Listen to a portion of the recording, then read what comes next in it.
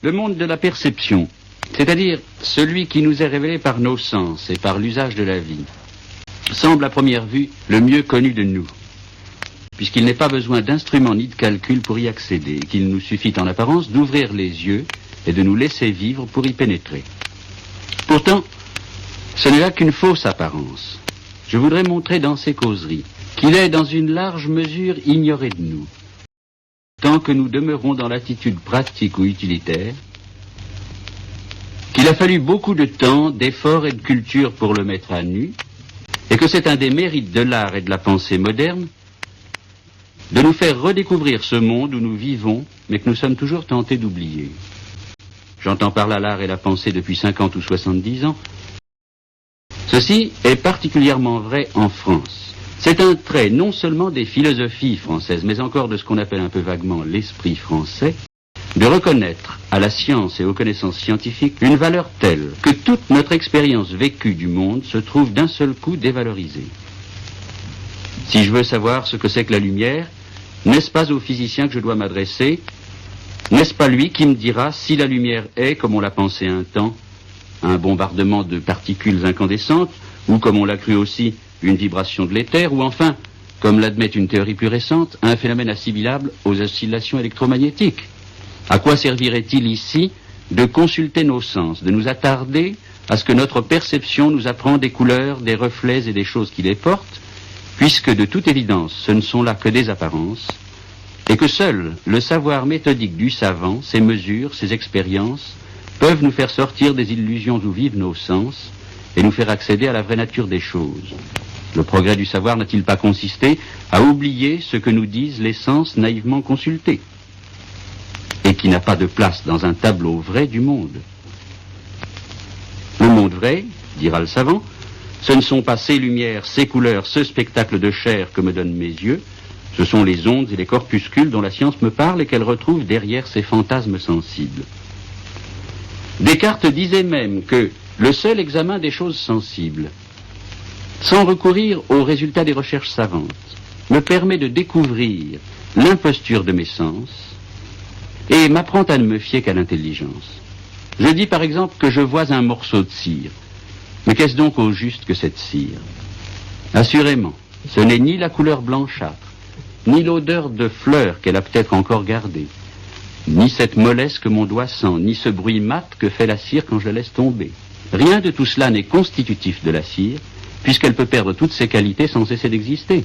Par exemple, si je la fais fondre et qu'elle se transforme en un liquide incolore, sans odeur appréciable et qui ne résiste plus à mon doigt. Je dis cependant que la même cire est encore là. Comment faut-il donc l'entendre? Ce qui demeure, en dépit du changement d'état, ce n'est qu'un fragment de matière sans qualité, et à la limite une certaine puissance d'occuper de l'espace, de recevoir différentes formes, sans que ni l'espace occupé ni la forme reçue soient aucunement déterminés. Voilà le noyau réel et permanent de la cire. Or, il est manifeste que cette réalité de la cire ne se révèle pas au sens tout seul, car eux m'offrent toujours des objets d'une grandeur et d'une forme déterminée. La vraie cire, dit Descartes, ne se voit donc pas par les yeux.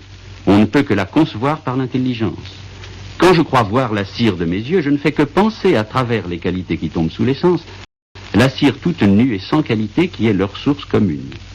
Pour Descartes donc, et cette idée est demeurée longtemps toute puissante dans la tradition philosophique française, la perception n'est qu'un commencement de science encore confuse.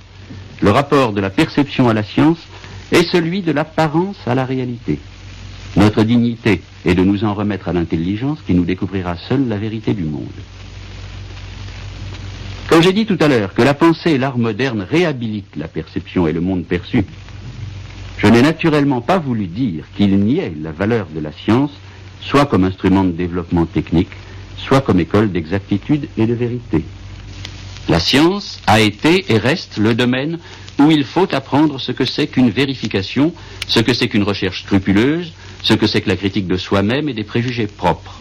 Et il était bon qu'on attendît tout d'elle dans un temps où elle n'existait pas encore. Mais la question que la pensée moderne pose à son égard n'est pas destinée à lui contester l'existence ou à lui fermer aucun domaine.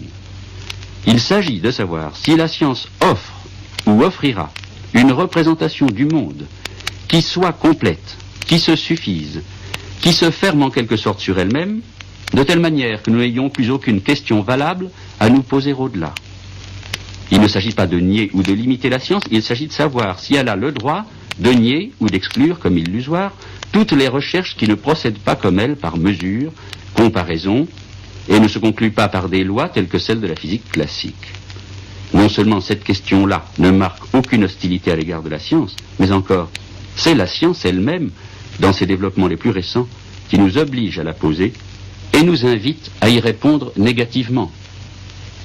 Car, dès la fin du XIXe siècle, les savants se sont habitués à considérer leurs lois et leurs théories, non plus comme l'image exacte de ce qui se passe dans la nature, mais comme des schémas toujours plus simples que l'événement naturel, destinés à être corrigés par une recherche plus précise, en un mot comme des connaissances approchées. Les faits que l'expérience nous propose sont soumis par la science à une analyse dont on ne peut pas espérer qu'elle soit jamais achevée, puisqu'il n'y a pas de limite à l'observation, qu'on peut toujours l'imaginer plus complète ou exacte qu'elle n'est à un moment donné. Le concret, le sensible, assignent à la science la tâche d'une élucidation interminable. Et il résulte de là qu'on ne peut le considérer à la manière classique comme une simple apparence destinée à être surmontée par l'intelligence scientifique. Le fait perçu, et d'une manière générale les événements de l'histoire du monde, ne peuvent être déduits d'un certain nombre de lois qui composeraient le visage permanent de l'univers. C'est inversement la loi, qui est une expression approchée de l'événement physique et en laisse subsister l'opacité. Le savant d'aujourd'hui n'a plus, comme le savant de la période classique, l'illusion d'accéder au cœur des choses, à l'objet même. Sur ce point, la physique de la relativité confirme que l'objectivité absolue et dernière est un rêve. Elle nous montre en effet chaque observation strictement liée à la position de l'observateur, inséparable de sa situation, et elle rejette l'idée d'un observateur absolu. Nous ne pouvons pas nous flatter, dans la science, de parvenir, par l'exercice d'une intelligence pure et non située, à un objet pur de toute trace humaine, et tel que Dieu le verrait. Ceci n'ôte rien à la nécessité de la recherche scientifique, et ne combat que le dogmatisme d'une science qui se prendrait pour savoir absolu et total. Ceci rend simplement justice à tous les éléments de l'expérience humaine et en particulier à notre perception sensible. Pendant que la science et la philosophie des sciences ouvraient ainsi la porte à une exploration du monde perçu, il se trouve que la peinture, la poésie et la philosophie entraient résolument dans le domaine qui leur était ainsi reconnu et nous donnaient des choses, de l'espace, des animaux et même de l'homme vu du dehors tel qu'il apparaît dans le champ de notre perception, une vision très neuve et